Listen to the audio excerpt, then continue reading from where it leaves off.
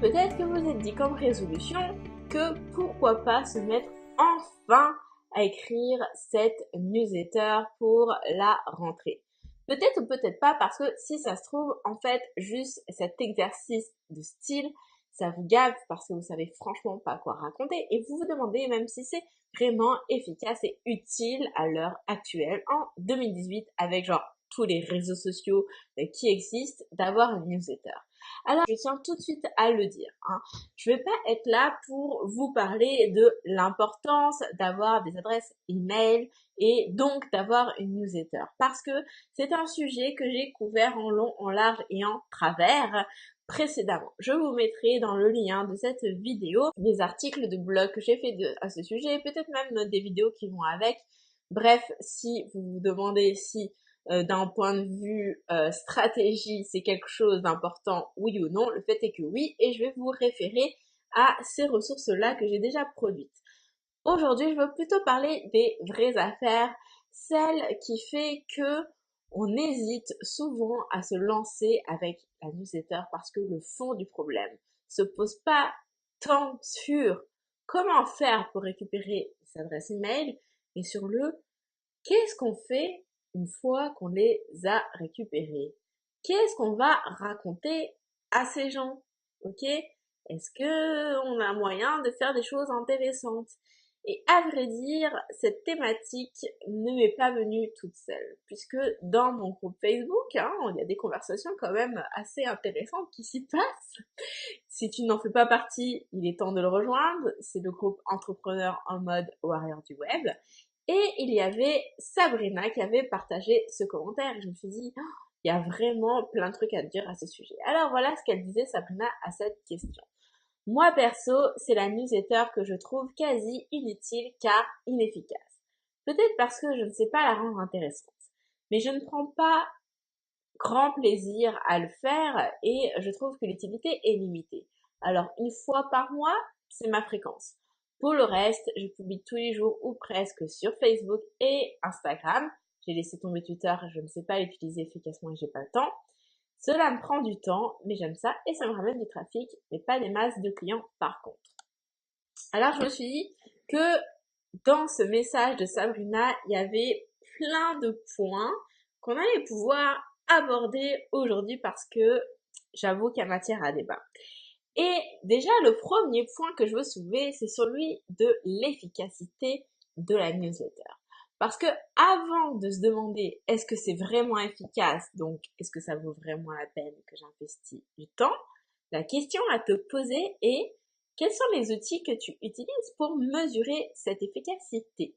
C'est quoi ton baromètre? À quel moment vas-tu estimer que cet exercice est utile? Et ça, c'est le premier point. En fait, à vrai dire, c'est vraiment le fil conducteur que tu dois avoir pour rédiger tes infolettres. C'est quoi ton objectif à travers ça, à travers ce format? Est-ce que toi, tu estimes que ta priorité est d'envoyer un email régulièrement pour créer une connexion avec les gens? Est-ce que c'est pour amener du trafic? Je pense que ça doit être le cas de Sabrina parce que sinon elle n'aurait pas fait le rapport avec ça par rapport aux réseaux sociaux. Est-ce que c'est de faire des ventes? Donc, il y a plusieurs possibilités. Et c'est en fonction de l'objectif que tu cherches à atteindre avec ta newsletter que tu vas réfléchir à quoi écrire. Donc, il faut le prendre de ce côté-là et non pas de l'autre. Parce que sinon, c'est sûr que ça va être difficile de mesurer est-ce que c'est vraiment efficace et donc est-ce que c'est pertinent. Et parce que fondamentalement, je suis sûre et certaine que la question qui se trame derrière est celle de qu'est-ce que je raconte dans ma newsletter? Et bah, en fonction de l'objectif que tu as défini, déjà, ça va orienter ton texte. Parce que, on est d'accord avec ça, on n'écrit pas la même chose quand on veut créer un lien, vendre, informer d'une actualité, etc., etc. Alors, il faut que tu te poses la question de qu'est-ce que tu veux raconter dans cette newsletter. Voilà comment moi je me sers de newsletter. Et là, je t'emmène avec moi dans le petit côté behind the scene des coulisses de Blogtopreneur. Moi, les newsletters, comment est-ce que je les conçois? Pour moi, chaque semaine, parce que il y a la question de la fréquence aussi qu'il va falloir qu'on aborde. Je me dis, je vais envoyer une lettre à ma communauté et quand je me mets derrière mon écran, derrière mon clavier, je réfléchis comme si je parlais à une amie. Voilà. J'écris comme si tu étais mon ami.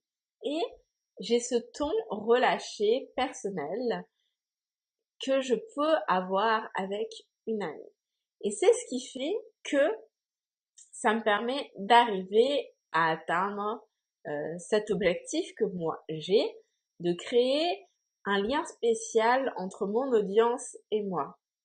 Parce que mon objectif à moi, encore une fois, est que les gens me suivent parce que c'est ce qu'ils trouvent, parce que ils trouvent, je vais y arriver, que ce que je raconte est intéressant, certes, mais aussi parce que c'est moi. Parce que, on va pas se le cacher, sur internet, il y a plein de gens qui lisent des choses très intéressantes, hein. Je veux dire, on a 1 milliard de ressources à notre disposition pour apprendre. Donc, comment est-ce que moi, je peux faire en sorte d'être plus intéressante que d'autres? Et c'est sûr que je suis pas plus intéressante que d'autres personnes. Mais ce qui va arriver à faire que les gens vont plus accrocher avec moi qu'avec une autre personne, c'est moi, tout simplement. Donc, je vais capitaliser sur ma personnalité. Alors, on aime ou on n'aime pas, mais le fait est que ma façon d'être unique et de me démarquer en ligne et d'arriver à sortir du lot, et ben c'est tout simplement en étant moi. Et je sais que ça, c'est un conseil, on se dit genre, plus bateau tu meurs, c'est bon, tout le monde le dit ça, soyez unique, soyez original, blablabla. Mais concrètement, comment est-ce qu'on fait ça? Parce que généralement, c'est la question qu'on se pose, on se dit, c'est bien beau, mais concrètement, t'es pas capable de me dire comment on fait. Et ben comment on fait ça? On le fait en laissant parler sa personnalité. Et laisser sa personnalité, ça veut dire parler comme on parle à quelqu'un qu'on croise dans la rue. Ça veut dire écrire comme on écrirait à une amie, en utilisant exactement les mêmes intonations de voix, les mêmes expressions, la même façon d'être, la même spontanéité, etc., etc. Donc, moi, ma newsletter, je veux qu'elle soit personnelle, parce que je veux créer cette connexion avec les gens qui fait que les gens me lisent parce qu'ils aiment me lire, parce qu'ils aiment ce que je vais raconter, ils aiment ma façon de parler. Donc, je me mets, encore une fois derrière mon écran, et je me dis, qu'est-ce que je vais raconter cette semaine à Marie? Tout simplement. Voilà, c'est Marie, mais ça pourrait être Sophie, ça pourrait être Gertrude, ça pourrait être Barbara, bref, on s'en fiche. En fait, la façon dont moi j'arrive à créer ce lien avec mon audience, c'est en faisant en sorte d'écrire comme à une personne. Et ça se transparaît. D'ailleurs, tu l'as dû remarquer, t'as dû le remarquer, et encore une fois je le fais, c'est que je tutoie constamment les gens. Et ça, je sais que particulièrement en France, on a beaucoup de mal avec cette notion de tutoiement et de vouvoiement. Est-ce qu'il faut tutoyer? Est-ce qu'il faut vouvoyer? Comment bah si on tutoie, ça fait pas pro et tout. Bon, moi, ça, c'est un truc sur lequel j'ai beaucoup travaillé à titre personnel parce que depuis que je vis au Québec, je vois les choses vraiment différemment parce que ici, quasiment tout le monde se tutoie. Et lorsque on vient de France et qu'on entend, on se fait tutoyer constamment, on se dit au début, genre non mais c'est bon, on n'est pas potes et tout. Et puis finalement, on se rend compte que ça permet de créer cette proximité et en même temps que c'est pas parce qu'on est proche que ça veut dire qu'on est les potes. Ok? Et on peut très bien être pro tout en se tutoyant. Donc ça, c'est mon parcours personnel. Et peut-être que pour toi, ça va être un petit peu plus difficile par rapport à ça, mais ne te mets pas de barrière parce qu'en fait, tu peux le faire. Moi, j'adore tutoyer les gens de mon audience et je tutoie tout le monde. Je tutoie mes clients, je tutoie les gens, n'importe qui, je tutoie. Parce que finalement, c'est simple, c'est naturel et d'emblée, ça enlève cette espèce de glace, c'est ça qui est entre mon audience et moi. C'est pas glace le mot que je cherche là, je trouve plus mes mots, mais genre cette espèce de distance, ça permet de casser un petit peu cette barrière là. Ok? Et la beauté, en fait, pourquoi j'insiste là-dessus, d'avoir de penser comme si t'écrivais à une amie, c'est que venu le temps de faire la promotion de tes produits et de tes services. Parce que forcément, quand on est en business, on va pas se leurrer, hein. Euh, ok, j'aime bien écrire, tu vois, je me fais plaisir quand chaque semaine, je me pose pour écrire mon petit billet d'inspiration que j'utilise pour ma newsletter et tout. Ok, c'est cool, mais foncièrement, je pourrais tout autant passer ce temps à regarder des vidéos YouTube, tu vois. Si je le fais, c'est parce que je suis en affaires, ok, et que mon objectif derrière, ça devait être de fédérer une communauté pour trouver des clients, etc. Donc, oui, je le fais pas que par gaieté de cœur. J'ai aussi un objectif financier, mais je veux dire, si t'as pas d'objectif financier, t'es pas en affaires. Enfin, c'est normal. Et en fait, le fait de pouvoir écrire régulièrement, d'établir cette relation de confiance et aussi je vais garder ça pour plus tard. Cette relation de confiance fait que le moment où tu vas parler de tes produits, bah, ça passe mieux. Parce que, pour en revenir au point de la fréquence, quand on voit une newsletter une fois par mois, ok, et que la fois où tu l'envoies, c'est juste pour faire une promo. Est-ce que tu crois vraiment que dans un mois, déjà ça laisse pas mal de temps, les gens, ils vont se presser d'ouvrir ton email pour savoir qu'est-ce que tu racontes à l'intérieur?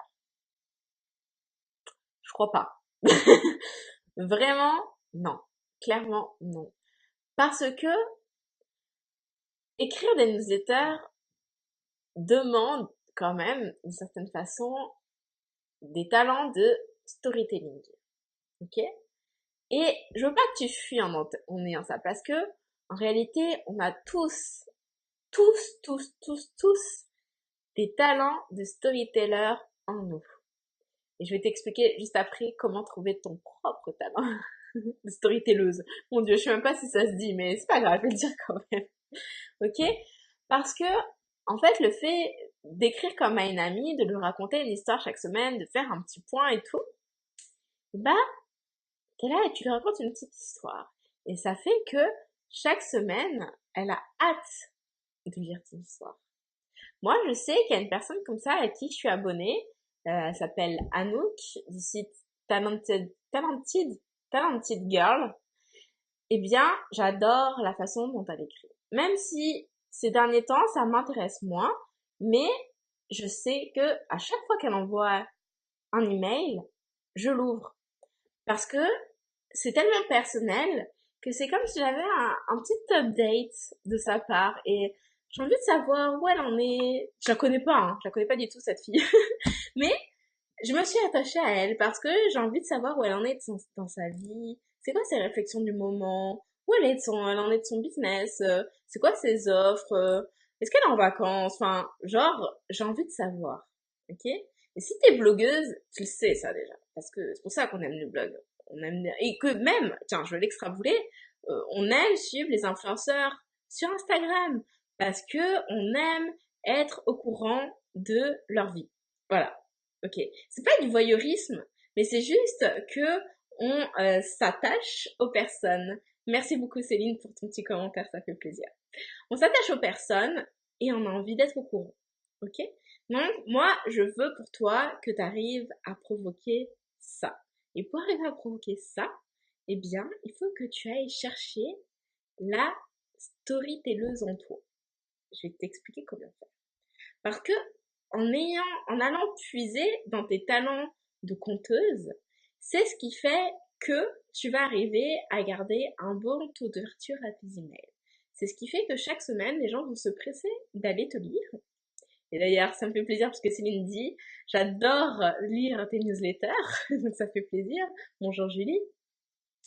Et l'intérêt d'arriver à faire en sorte que les gens aiment te lire, eh bien, le jour où tu as une offre irrésistible à faire, les gens sont au courant. Ok? C'est pas genre t'en parles et ça tombe, ça fait un flop, tu vois, genre tout le monde passe à côté parce que tout le monde s'en fout. Non. Quand les gens t'aiment bien, les gens aiment savoir ce que tu as à proposer de temps en temps, où tu en es, parce que peut-être ça peut les intéresser, et puis si ça les intéresse, ils embarquent, ok? C'est ça l'intérêt. Donc, maintenant, tu dis, ok, Annelise, mais concrètement encore, comment je fais là? C'est pas mon truc, l'écriture, je suis pas une storyteller, c'est un métier à part entière. Et ça, je suis d'accord, c'est un métier à part entière. Mais tu as des compétences insoupçonnées que tu n'exploites certainement pas assez. Déjà, d'une part, si tu n'aimes vraiment pas écrire, peut-être que tu es plus à l'aise en vidéo. Donc déjà, tu pourrais de fait imaginer de faire une newsletter vidéo. Pourquoi pas? Je veux dire, tu crées une chaîne YouTube et chaque semaine, tu fais ton petit mot, puis après, t'envoies le lien dans ta newsletter. Je veux dire, ça, c'est possible. Ok. Bon, au-delà de ça, parce que je sais pas trop, là, j'ai pas expérimenté, qu'est-ce que ça donne, les newsletters vidéo, est-ce que les gens aiment ça? Bah après, il faut tester avec ton audience, parce que chaque audience est unique en tant que telle, mais bon, bref. Admettons que tu veuilles absolument écrire, mais t'aimes pas écrire. Bon, et bah, tu fais une vidéo, et après, tout simplement, tu vas aller reprendre ce que tu as dit dans ta vidéo. Si pour toi, parler à l'oral, c'est plus naturel, et bah c'est simple. Tu t'enregistres à l'oral et après tu fais que retranscrire ce que tu as écrit. C'est pas compliqué. Mais surtout, là où vraiment je suis sûre et certaine que chacune d'entre vous, vous êtes capable de faire, parce que ça, peut-être vous vous dites que c'est du boulot. Mais il y a des choses que vous créez tous les jours et que vous n'utilisez pas pour vos newsletters. Et ça, je vais m'en couper. Vous allez me dire en commentaire, pour celles qui me regardent en direct sur Facebook, est-ce que, effectivement, c'est des choses que vous faites et que vous n'aviez pas envisagé de vous en servir comme ça? Moi, je sais que oui. Vous allez mettre des oui en commentaire, je veux voir ça. Je sais, de source sûre, même si je ne me connais pas toutes personnellement, qu'absolument tous les jours, ou en tout cas plusieurs fois par semaine, vous postez sur les réseaux sociaux. On fait tout ça, ok? Que ce soit en business ou à titre personnel d'ailleurs. On est toutes sur les réseaux sociaux, on poste toutes des trucs. Est-ce que vous racontez là, dans vos stories, dans les descriptions de vos photos sur Insta, dans vos posts sur Facebook, pourquoi est-ce que vous ne vous en servez pas pour vos newsletters? Ok? Parce que je sais que l'un des freins majeurs au fait de se lancer dans les newsletters, c'est qu'on se dit, je ne sais pas quoi raconter. Mais je ne sais pas quoi raconter et ça, c'est trop de travail. Voilà, c'est trop de boulot.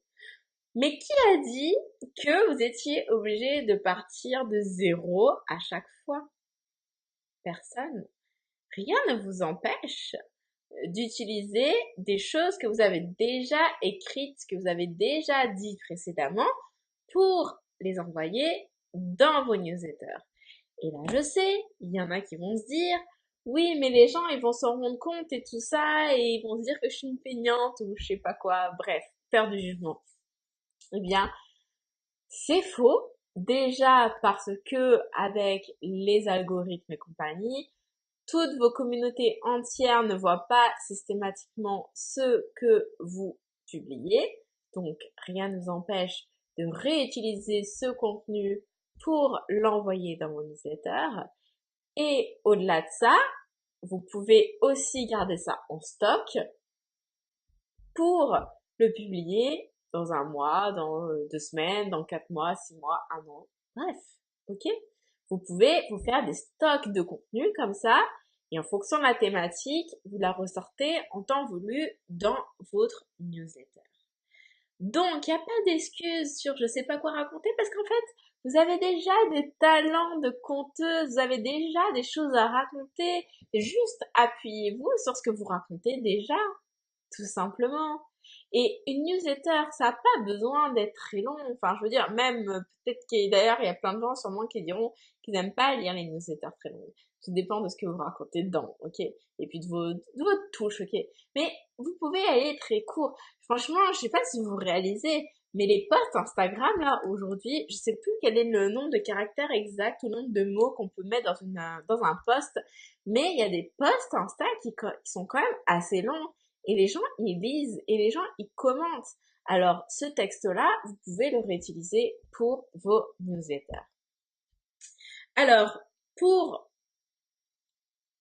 pas pour conclure, parce qu'il y a un point que j'ai pas abordé, c'est qu'il y en a qui vont dire, oui, mais ok, storytelling, analyse, ok, raconter des histoires, être personnel, tout ça. Mais le truc, c'est que j'aime pas raconter ma vie. Et là, petite dédicace à ma cliente qui m'a dit ça tout à l'heure. J'aime pas raconter ma vie. Bon, alors, qu'on va se le dire. Je suis très contre le fait de raconter sa vie pour raconter sa vie. Et d'ailleurs, celles qui me suivent sur les réseaux sociaux, vous le savez, je raconte pas grand chose de ma vie. Je raconte des anecdotes et tout ça. Mais, je raconte pas n'importe quoi. Et je partage pas n'importe quoi de ma vie. Parce que, personnellement, j'aime pas ça. Je suis pas à l'aise avec ça. Moi, ça m'intéresse pas de suivre des gens qui racontent tout leur truc de vie privée, là. Enfin bref. Moi, je suis là en business, je suis pas là pour faire de la télé-réalité et être une star des réseaux sociaux. Mon but, c'est pas d'être une influenceuse, hein. Moi, mon but, c'est juste de faire tourner mon entreprise. Donc, si tu te reconnais là-dedans, et bah, ça va te parler ce que je vais te raconter. Je rigole parce que Lise dit, donc, déjà que mes newsletters sont assez longues, parce que moi, j'aime bien écrire pour le coup. Et elle dit, non, effectivement, on sait rien de ta vie perso. Voilà. Parce que je filtre ce que je veux raconter. Et c'est ça que je veux que tu fasses, en fait. Il faut que tu t'appuies sur les éléments de ta vie qui ont un lien avec le message que tu veux véhiculer pour ton entreprise, en fait. Moi, tout ce que je raconte de personnel a toujours un lien étroit avec mon business, ok? Ça m'arrive de raconter des histoires, des trucs de ma vie perso. Je pense que vous êtes déjà au courant que j'habite à Montréal. D'ailleurs, je l'ai dit tout à l'heure. Genre, j'habite à Montréal, ok? J'habite à Montréal, je suis une Française installée à Montréal et c'est ça qui fait que je me suis lancée dans le blogging pro. Je bloguais déjà avant, j'ai toujours eu des blogs loisirs, mais comme j'arrivais à Montréal par rapport en fait à, je suivais mon conjoint qui lui avait eu une opportunité avec son boulot, lui il avait du boulot, moi j'avais plus de boulot, ok? Donc pas de boulot, je me suis dit ok je vais faire quoi de ma vie? Parce que je savais déjà que je pouvais pas faire le même métier ici exactement, bref. Je me suis dit, ok, bah pourquoi pas donner une chance au blogging. Bref, cette histoire-là, je l'ai racontée 1 milliard de fois parce que elle fait sens par rapport à ce que je veux vendre, ce que je veux montrer comme facette de ma vie personnelle. Parce que c'est cette expérience-là, en tant que blogueuse pro, qui m'a amenée à trouver des clients en ligne et qui prouve mon expertise sur la façon d'utiliser un blog pour avoir des clients, sur la façon d'utiliser des réseaux sociaux pour se vendre, etc., etc. Donc, j'utilise une facette de ma vie personnelle pour appuyer mon autorité, mon expertise et montrer que je suis passée par là et que je peux t'aider à avoir la même transformation de vie que moi j'ai eue. Ok? Donc, tu n'as pas envie de raconter ta vie, il n'y a pas de problème. Prends juste des choses qui aient un lien direct. Bon, et maintenant tu vas me dire, comme ma cliente qui m'a dit ça la semaine dernière, la même encore, oui mais moi je propose telle chose, mais c'est pas quelque chose que moi j'ai expérimenté, mais par contre je suis formée et qualifiée pour aider les gens là-dessus. Ok, eh bien dans ce cas-là, si toi tu n'as pas d'anecdote personnelle de ton histoire, de ton parcours, tu n'as pas ta transformation à utiliser comme démonstration, ce n'est pas grave. Tu peux parler de celle des gens que tu as accompagnés. Ok? Parce que là, tu as forcément des anecdotes. Telle personne était dans telle situation, telle autre personne était dans telle autre situation. Et tu peux t'appuyer sur leur parcours à elles pour aller montrer comment toi tu les as aidées, comment tu les as accompagnées et comment elles ont changé de vie grâce à ton aide. Ok? Donc on a toujours des anecdotes. Et là tu me dis encore, oui mais moi je démarre, j'ai pas de cliente, j'ai pas d'anecdote. Et ben c'est pas grave parce que tu peux t'appuyer sur des choses de ta vie qui t'inspirent. Exemple, j'ai vu un exemple, une histoire, j'étais tellement fière de moi. C'était en octobre dernier. En octobre dernier, je suis partie en vacances au Japon. Ok? Et j'ai mangé dans un... Ah, j'aurais dû mettre la vidéo, tiens. Je vous la mettrai en lien. J'aurais pu l'intégrer, j'y ai pas pensé. C'est du freestyle, là. Et donc, j'ai mangé dans un restaurant de sushi, mais genre un truc méga futuriste. Un restaurant où genre, en fait, on était tous alignés comme ça, là. Et en face, on avait un mur, enfin, genre une... Ouais, si, comme un mur, en fait, un muret, avec tapissé le menu. Ok? Et il y avait un écran. Et en fait, pour commander tes sushis, il n'y avait pas genre des vendeurs. En fait, t'appuyais sur l'écran, tu commandais ton truc, et en fait, là, t'avais des racks automatisés où, en fait, le plat, il descendait tout seul et il arrivait juste devant toi. Le truc est vraiment impressionnant. J'ai mis la vidéo sur YouTube. Je vais vous mettre le lien pour que vous voyez ça, ce genre d'aimant. Bref. Et donc, ce moment-là, je me suis dit, mais genre, c'est trop fort et ça m'a inspiré un conseil marketing. Et le conseil, bon, je sais plus exactement le pourcentage de conseil, mais je sais que c'était en rapport avec le fait qu'il faut rendre ton offre la plus visuelle possible, la plus compréhensible possible pour que ça donne envie aux gens. Parce que grosso modo, bah, dans ce restaurant au Japon, tout est écrit en japonais, hein, et donc bah je sais pas lire le japonais, mais parce que il était tapissé les menus et que je voyais clairement quel était le numéro associé à tel type de sushi, et ben j'étais en capacité de pouvoir faire ma commande en toute autonomie, ok? Et mon conseil était donc d'arriver à créer cet effet-là par rapport à l'offre que vous proposez. Bon, je vous mettrai le lien de tout ça là parce que c'était vraiment intéressant. Bref, voilà, je vous ai raconté une histoire et je vous ai fait passer un conseil. Et j'ai pas eu besoin de parler de ma vie ni de celle de mes clientes. Je me suis juste appuyée sur une situation qui se passait dans ma vie et qui m'a inspirée. Et ça, tout le monde peut le faire. Donc, quand vous me dites que vous ne savez pas quoi raconter dans mon newsletter, c'est juste que vous n'avez pas bien regardé parce qu'on a toutes des histoires à raconter. Et aussi, je veux vous dire un truc important que j'aurais dû dire depuis le départ. Là, on a beaucoup parlé de comment faire pour avoir des newsletters intéressantes, efficaces, pertinentes. Merci pour les petits cœurs et les petits likes, ça fait plaisir. Et si vous en êtes au stade où vous me dites, ok, bah là je sais quoi raconter, mais j'ai 10 personnes inscrites à ma mailing list, je vais pas aller bien loin. Les filles, bon, je vais vous remettre les liens là dans la description. Mais je veux vous dire que j'ai un truc pour vous. Puisque le 10 septembre prochain, j'organise une nouvelle édition du challenge de 7 jours pour créer le parfait produit d'appel. Et c'est ce produit d'appel qui va vous permettre de récupérer des adresses email. Et là, comme ça, vous allez pouvoir savoir quoi raconter à tous ces gens qui vont débarquer dans votre mailing list. Donc, si vous n'avez pas de produit d'appel actuellement sur votre site ou si celui que vous avez, bah, vous récupérez pas grand monde, c'est peut-être que votre cadeau, il n'est pas assez percutant. Auquel cas, inscrivez-vous pour le challenge et on va voir ça ensemble. Durant une semaine, je vais vous aider. Je vais être en live tous les jours pour vous expliquer les ingrédients à mettre dans votre cadeau pour que le cadeau déchire et dépote. Ok? Les filles, rendez-vous la semaine prochaine. J'espère vous retrouver pour le challenge. Je vous dis à très bientôt. Salut, salut!